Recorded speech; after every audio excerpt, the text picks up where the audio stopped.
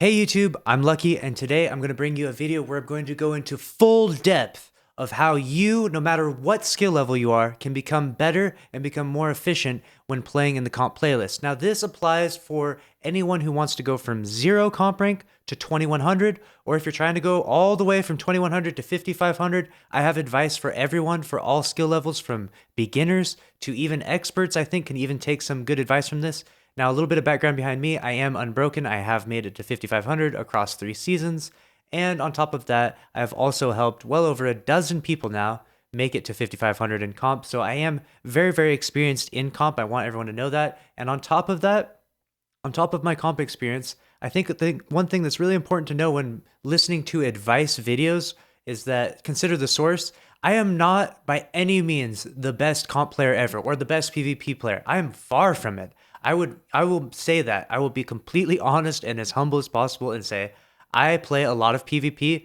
I'm like a tryhard, but I'm definitely not extremely good. So my advice to you will definitely resonate well to those that are average or even below average. So let me dive in here. So the first thing we need to go over is the meta. You need to succumb to the meta and you need to use some of the weapons that are extremely popular. Otherwise, if you don't, you're putting yourself at a severe disadvantage unless you have a ton of time spent with said weapon. Like if you're just an absolute god with some non-off brand, like weird non-meta weapon, if you're really good with it and you've spent tons and tons of time with it, then maybe you can use it. Like for example, fusion rifles are not particularly meta, but if you've been used them for, if you just use them a ton, then maybe you can make it work. So there's that. So let's go over what is the meta. In terms of subclasses, we start off at the very top. We're going to go from the as basic as I possibly can. Titan, Hunter, and Warlock.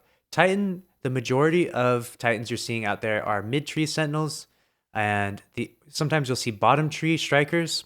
That's like the meta for comp. And if you're using a Hunter, it's pretty much just Spectral Blades out there.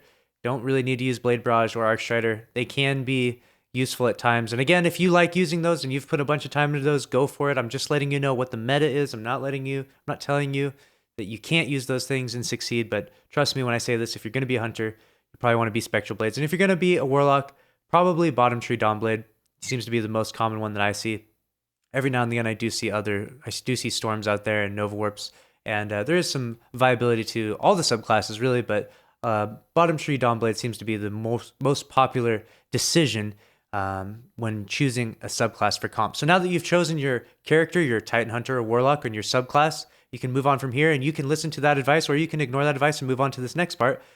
You need to build your character as powerful as you possibly can.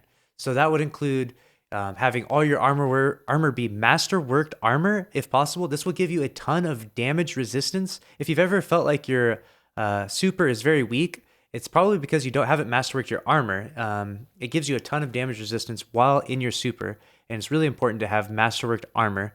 And on top of that, super mods are the best mod to put on your character. The faster you get your super, if you can get your super before anyone on the enemy team gets their super, then you get to pop a super completely uncontested, which is way better. If I pop a Spectral Blades and everyone on the enemy team doesn't have a super, I'm going to destroy them. Comparative to if I pop a Spectral Blades and they have a Sentinel, he's going to pop that Sentinel and it's going to be a fair fight or I might get destroyed. So that's why it's really, really important to get your super before everyone, and that's why you'll see 5 super mods be really, really common, really, really popular in comp. Hopefully those changes come soon where they adjust that stuff because, of course, no one wants to be locked in to just a sort of very small set of, armor and mods and weaponry. Of course, everyone wants to be able to use the full plethora and diversity that is made available to you throughout Destiny 2. But until that day, and to keep in mind as well that comp will always have a very small meta because people are going to use whatever is the best in the game at the time. And there's just no way that all the guns in Destiny are going to be perfectly balanced. There's just no way. It's never going to be like that. So I'm just giving you the meta as it is. There's the subclasses, what to use with the subclasses, the armor. There's a few armor perks that are really good. Of course, Shotgun Scavenger will be the most common. You'll probably be using shotguns. Every now and again, you might have a sniper on your team. I would highly recommend to have some team chemistry. If you're going to go in with a team, which you should if you're going above 3,000, if you're going to go in with a team, you should have maybe 3 shotgunners and 1 sniper at max, in my opinion. And of course, you're having scavengers, and the helmet perk pump action is great, or remote connection if you're a shotgunner or a sniper. And there's not a whole lot of other perks that are that important. Unflinching doesn't really do a whole lot, and dexterities don't really do a whole ton. So don't stress out the other perks. The only perks that I find extremely important on armor is, of course, having the right mods on, super mods, and then pump action and the proper scavenger for the special ammo weapon that I'm using.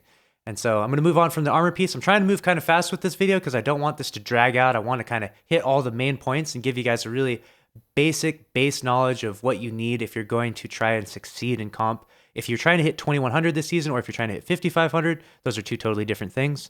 And if you want, after I've made this video, if this video gets a ton of traction, if this video gets like 1,000 likes or something like that, then I will definitely make a part 2 and I'll go way more in depth and I will go through all the little tiny nuances that you're going to want to go through, like how my team strategizes, how my team rotates through the map, stuff like that. Things that I've learned from some of the best players in the world. I'm nowhere near the best, but I've learned from the best. So I have some seriously good knowledge that I can bestow on you guys. I just don't want to make this video an hour long and ring your ear with a bunch of random stuff. So that's the armor. Now going through the weaponry, the most common weapons you're going to see in comp is going to be the last word with a shotgun, last word with a sniper, or ace with a shotgun. Ace with a sniper is pretty rare, but ace with a shotgun is pretty common.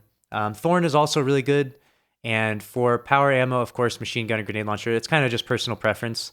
I personally stick with grenade launchers because I tend to like the gameplay more. You just sort of spam them and get maybe 1 or 2 kills, and then I can be done with power ammo. Versus machine gun ammo, where you're kind of running around with it for a long period of time, and people that have not forgottens will 3-tap you, and that seems to have a better time to kill than most machine guns anyways. So I kind of avoid that for that reason. So that's kind of the meta that comes with weaponry and with your armor and with your subclass. So once you have that base knowledge, I want to give you guys some serious knowledge. Not a whole lot of people know is that there's actually 2 different matchmaking systems within comp. There's below 3,000, so 2,999 and below, and then there's 3,000 and above. They're 2 completely separated. If you hit above 3,000, you don't match people that are below 3,000. For the most part. I mean, I don't know, I have this down to a exact science, but I've played hundreds of hours of comp now, and I'm pretty sure this is exactly how this works, and I've had confirmation from many other people.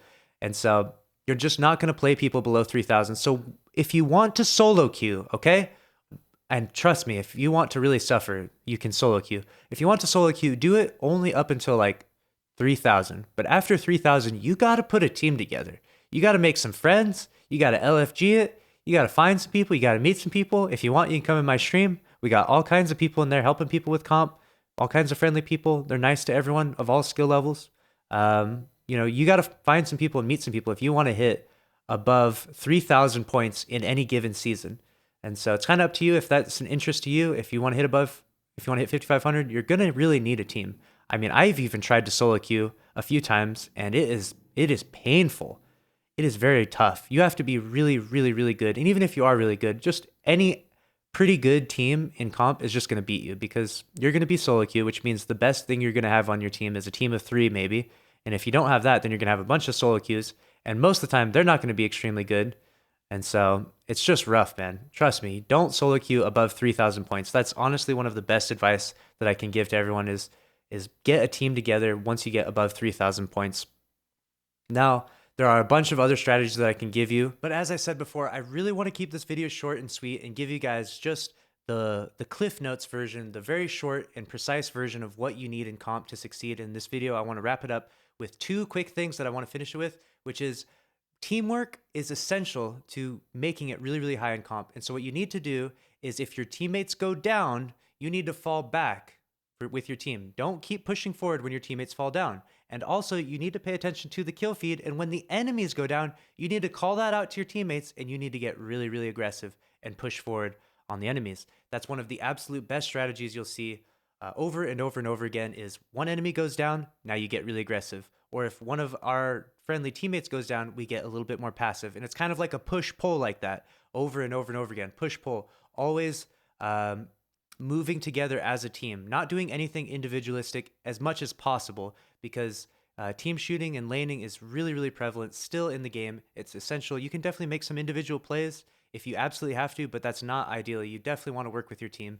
You'll have a lot more success if you play together with your team, having good callouts and working together as a glob to move through the map. That's it, though. If you want any more advice, let me know. Like this video, and I will try and make a part 2 that I'll go way more in depth with. Smash that like button and subscribe for more, and I'll see you all in the next video. Thank you for watching. Have a good night. Peace.